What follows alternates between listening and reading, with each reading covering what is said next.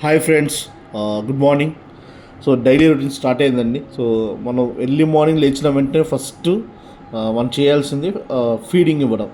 అంటే maximum feeding ఏ టైంలో ఇస్తామంటే 8 to 9 సో మధ్యలో ఇస్తాము. 8 to 9 మధ్యలో మనం ఫీడ్ ఇస్తాము చేపలకి.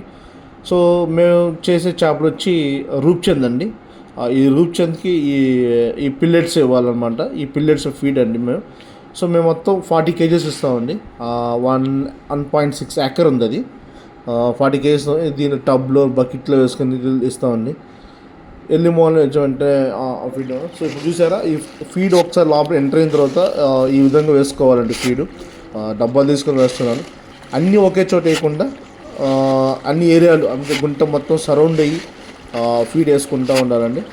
సో ఈ పిల్లెట్స్ వల్ల మనకు చాలా యూజ్ ఏంటంటే ఇది లోపల మునగవండి. నీళ్ళలో తేలాడుతాయి. సో ఆ తేలాడడం వల్ల చేప ఈజీగా తినదు. నీకు ఫీడ్ కూడా వేస్టేజ్ అవ్వదండి. మెయిన్ ఏంటంటే వేస్టేజ్ అవ్వదన్నమాట. సో ఈ విధంగా చేసుకున్న దానివల్ల మనకి బాగుంటుంది. So thanks everyone.